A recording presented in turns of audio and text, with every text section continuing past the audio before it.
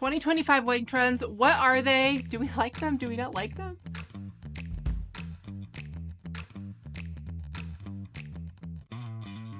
Hello, my name is Miri Nadler. I am a luxury wedding cake designer, and I have seen it all the different kinds of weddings you can imagine. And I am here to talk about what we're going to see in 2025 and give you my unsolicited opinions of whether I think it's a good idea or a bad idea. Okay, first up, we have aesthetic dress codes, and I love this idea. So instead of like having all of your bridesmaids and groomsmen like all matching and, all looking like they're part of some kind of posse, tell your guests what you want everybody else to wear. Like, wouldn't it be cool if you just said to everyone, you put in the invitation, please find the most beautiful shade of red to wear, or the most beautiful shade of blue, or whatever it is. And think about how all of your pictures are going to look so amazing afterwards, with everybody kind of like going together, so that you're not just dependent on the flowers and the linens and the cake and all of those things to go together to make your event look cohesive. But honestly, the most important part of your wedding are the people that you invite to enjoy it with you, to observe your vows. And how cool would it be if the most important design component were your guests? So I love this idea. I think that everybody should be telling their guests exactly what to wear. I know as a party guest myself, I really appreciate that, because I can't tell you how often I'm just kind of like, what are we do this? Do we do that? And then, there's all those rules, like you can't wear white, or you can't wear red, or you can't wear black to a wedding, and whatever. Just tell them like, hey, we're all wearing shades of pink.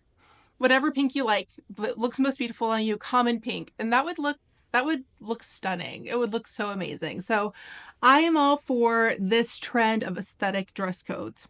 Second trend that I am loving is for the centerpiece of your table to be like food that people want to eat. I mean, what a concept. So I have a friend who's getting married in September, and she was talking about, instead of having like a ton of big florals, to have just like really like delicious plates of bread and like olive oil and vinegar to dip your bread into. Wouldn't that be so fun? And it looks amazing. It makes people feel some kind of elevated way about your event, and it gives something for people to do and to share. And I love that. But, they've also been talking about, instead of just having florals, incorporating fruit, incorporating vegetables, things that feel very fresh, that feel very part of, the environment that you want to build your marriage on, right? Like you want to have the dinner table at home. So I think that's actually a really cool idea. And I think that it is a neat way for people at different tables to kind of interact with each other. So next up, we have immersive events for your guests prior to the wedding, which I think is awesome. So if you're having a destination wedding, or if you are having a lot of people come out of town for your wedding, maybe plan, I mean, it's a little cliche, but maybe like a pickleball game, or like a swim party, or something that is really super casual, that's fun, that can involve children, that gives kids something to do, that they're not just feeling all stuffed up in a suit during your wedding, so that people, before they party together, they have an opportunity to party together, and get to know each other. And that just kind of brings the vibe for all the joy that is going to be had at your main event. Now, let's talk about wedding dresses. So Vogue noted that at the fall bridal fashion week, what was in? It was corsets.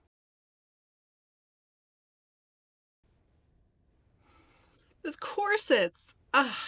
Which just makes me want to take some like deep breaths, but I'll get it.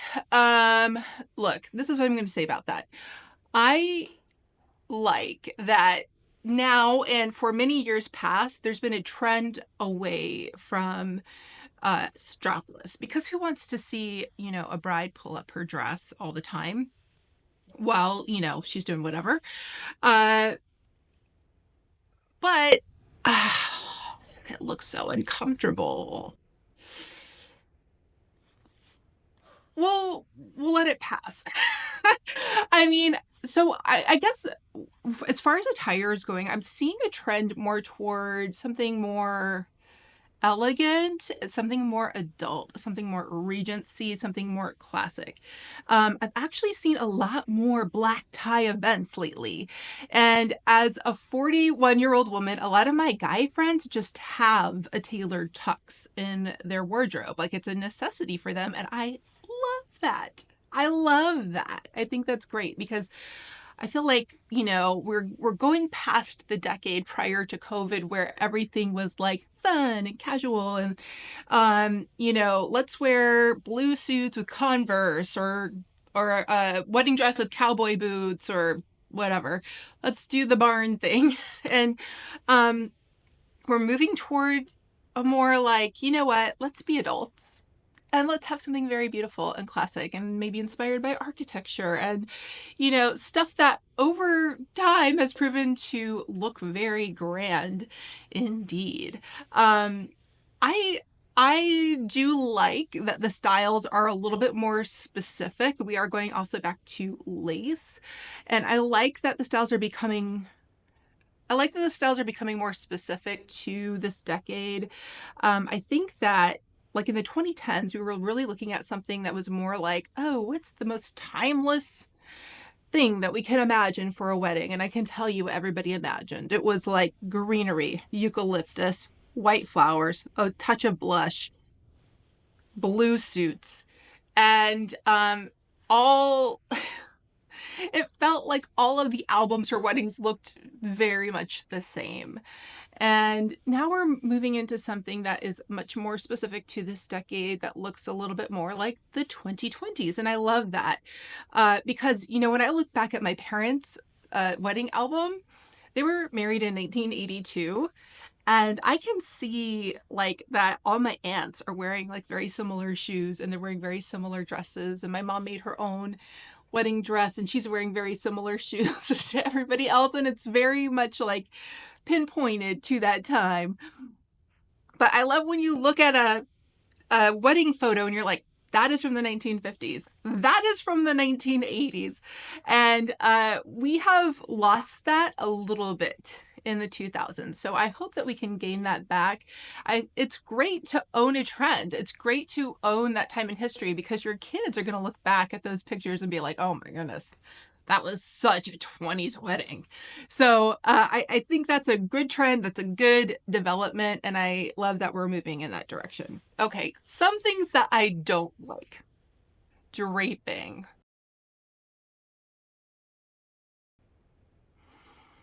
Ugh, draping. It's everywhere. It's probably like the number one trend for weddings for 2025 is draping.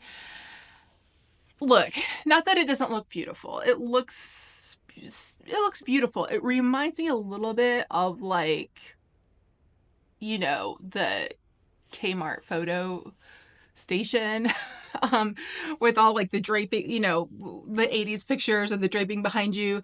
But I when I see all that fabric, I think, wow, that's very expensive. So it's not like a DIY situation for anybody. This is definitely a situation where you would want to have an event company and rent that from an event company. Also have them install that because it's like, it's a lot. It's a lot to do. But I'm telling you, as a mother to two boisterous boys, it's a no from me. Because I see trouble. I see if you're gonna have children at your wedding, please don't do this. They're gonna pull on it, they're gonna play with it, they're gonna pretend they're Tarzan with it. It's you guys, I just can't I can't emphasize enough that this is a parent's worst nightmare. So really think about this one, please. Another trend is added texture. Now, I believe with all my heart that texture is the key to luxury. If you are going to want to have like that quiet luxury home, you're going to add a lot of texture. So there's going to be linens and there's going to be wools and there's going to be different woven things, and it's going to look very, very, that's what makes it look so cozy and luxurious. And so the tables would have like gauzy linens plus, whatever, like tons of different things. Um, I'm for that. Again, as a mother of children, and parents at weddings are usually like anxious balls of nerves. So I would just think about the things that children can touch and that parents are going to be nervous about when they get to your reception, if you are going to have children at your reception. Now, if you're not going to have children at your reception, do whatever the heck you want. Because, well, you may have drunk guests. Who knows? Now, Martha Stewart has proclaimed that cakes are back. Hallelujah. Hallelujah. And I know I'm biased. I make cakes.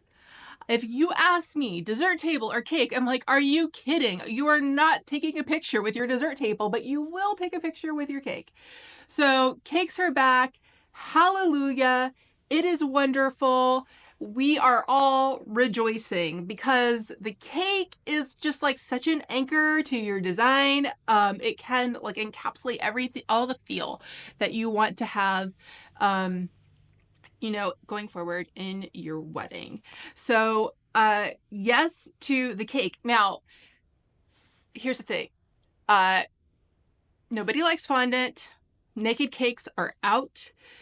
And then there's this trend of these like super formal, like Victorian piping cakes where there's just like a lot of piping. And when I see that, I think that you must have to have American buttercream to have such stiff piping on those cakes. So that's a very dense, very, very sweet buttercream. So when you use that kind of buttercream with that much piping, it's a lot of buttercream. It is a lot of buttercream, and I'm just hoping everybody has an appointment to go see their dentist afterwards. So think about, and also honestly, I think that style is really going out of fashion. Think of your cake as art, as the pinnacle of the what everybody is supposed to look to get an idea of what your reception is about. And if you hire like a cake artist, somebody that can really make something that encapsulates that whole feeling, you're good to go. So, like for example, this is what I do. I mean, I'm not here to promote my own stuff, but I kind of am here to promote my own stuff, let's be honest. Another trend that we're seeing is interactive food tables. So think of like the couple years in the past where everybody was into charcuterie boards. That has opened up the imagination of a lot of, event planners to have more interactive kind of stations where people can get food. So it's not just people passing around plates of things. So you can have, this big, expansive sushi table, or maybe you have a bunch of different, like, hummus dips and stuff like that, maybe charcuterie-ish, right? And so, when I got married, we had to do a glot kosher wedding, and we could not afford a glot kosher caterer. So what we did is we went to Costco, and the Costco where we were had lots and lots of kosher deli meat. And so we created this whole table where there was all these deli meats, and there's whitefish, and there was tuna, and there was egg salad, and there were all different kinds of bread slices, and then there were all the condiments and stuff, and people could make their own sandwiches and it was completely glot kosher. And so you can do something like that is just totally, it's an unexpected, but it helps people get exactly what they want, and it's going to be memorable, right? So I would love to see personally a pickle bar table because I think pickled things are the best kinds of things. So if somebody has a pickle bar at their wedding, that's my favorite wedding, okay? So everybody look into that. Now, some other trends that we're seeing, I am happy to say that I was really ahead of the ball on this one. When I got married in 2013, I actually made a cake for the centerpiece of each table. Each cake was a different flavor, and there was a knife there for the guests to cut their own cake. And it was cool because it helped like people kind of move throughout the room. So people wanted to try the different flavors of cakes. They go to each other's tables, they meet everybody. It was a fun, interactive thing. And really, when I think of these trends, that's what I am thinking of, is more like community focused. When you're thinking about the wardrobe aesthetic, when you're thinking about, you know, like doing a pool party before, when you're thinking about these kinds of like community food tables, you're thinking of a way for people to connect and to meet and to talk and to have little stations where they can really get to know one another. Because having like a couple come together in marriage is creating a new family, and this is their community around them for support. And I love that. I love that these trends are kind of going in that direction for 2025. People are valuing people. And, you know, before, people were just obsessed with their Pinterest boards and thinking, what am I going to have that nobody else has had? And how can I get everybody to say, I've never seen that before? And we're moving away from that into more of like, how can everybody go away saying, I had the best time? So finally, for 2025, and this is one of my favorite trends, is a pop of red. Which we've been seeing everywhere. We saw it in 2024, but I love me a pop of red. I do. I love me a pop of red. It's unexpected. It can like bring things together because we've just been so like neutral, greenery.